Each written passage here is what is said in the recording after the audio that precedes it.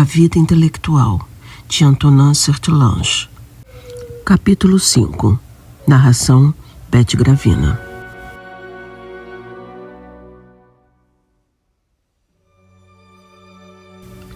O campo do trabalho.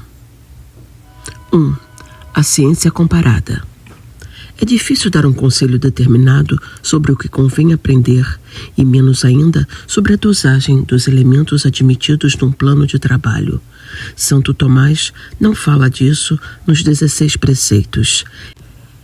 É questão de vocação pessoal, em correlação com o fim a alcançar. Contudo, é possível dar breves indicações que sirvam de ponto de partida a úteis reflexões. Não tomamos a questão na sua origem primeira. Falamos para pessoas que já ultrapassaram a idade escolar e se propõem a organizar ou completar estudos profundos. Vem aqui, a propósito, as interessantes observações do padre Gratry sobre a ciência comparada. A maneira como desenvolve será talvez um pouco antiquada, no entanto, merecem ser seriamente ponderadas pelos intelectuais de nossos dias. Entendemos por ciência comparada o alargamento das especialidades pela aproximação das disciplinas conexas e a subordinação das mesmas e do seu conjunto à filosofia geral e à teologia.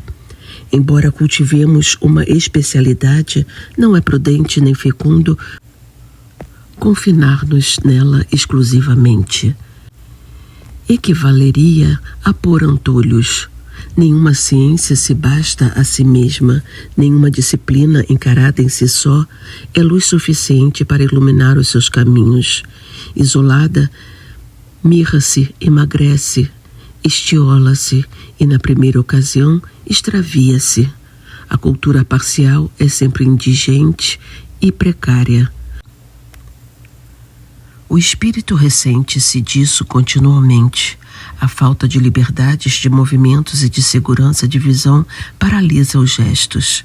Podemos asseverar, sem paradoxo, que cada ciência aprofundada daria às demais ciências, as ciências a poesia e as ciências a moral, depois a política e a própria religião no que esta possui de humano. Tudo está em tudo, divisões só as opera a abstração. Abstrair não é mentir. Reza o provérbio: abstraere non est mentire. Contanto que a abstração que distingue, isola e concentra a luz num ponto, não separe do objeto de estudo o que dele depende, mais ou menos diretamente. Privar assim de comunicação um objeto seria falseá-lo, porque os seus vínculos fazem parte dele. Será possível estudar uma peça de relógio sem pensar na peça vizinha?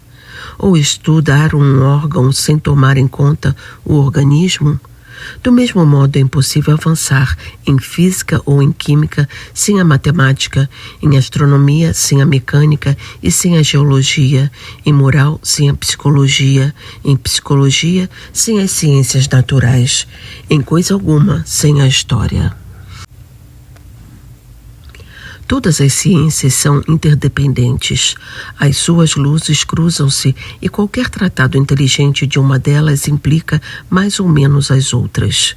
Por conseguinte, se quiserdes alcançar um espírito aberto, claro, verdadeiramente forte, começais por desconfiar da especialidade. Lançai as bases segundo a altura do edifício que quereis construir.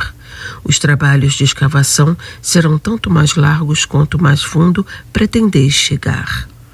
O saber não é torre nem poço, é habitação humana. Um especialista, se não for homem, é manga de alpaca. A sua esplêndida ignorância torna-o transviado entre os humanos. É um inadaptado, um anormal, um louco. Livre-se o intelectual católico de copiar semelhante modelo. Acima de tudo será homem, pois pertence por vocação ao gênero humano. Pisará o solo com pé firme, com a sua base de sustentação, e não saltitando sobre as pontas dos pés. O saber tentou sondar a noite em todos os sentidos. Nela mergulham os sábios, a mão para apanhar estrelas, desenvolvendo nobre esforço que não deixa indiferente nenhum pensador autêntico.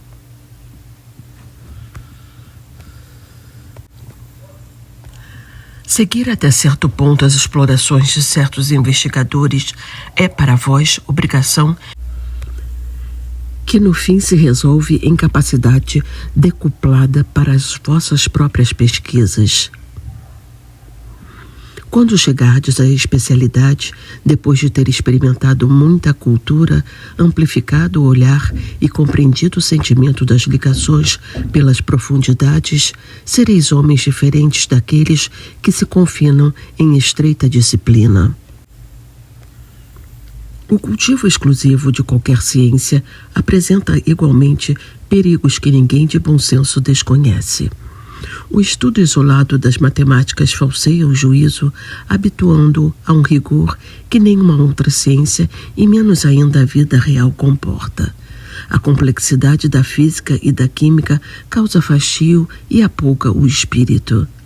A fisiologia conduz facilmente ao materialismo, a astronomia corre o perigo de habituar à divagação, a geologia converte-no em galgos que tudo farejam, a literatura torna-vos balofos, a filosofia incha, a teologia expõe-vos ao falso sublime e ao orgulho doutoral.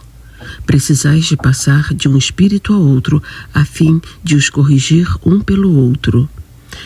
Precisais de variar as culturas para não cansar o solo.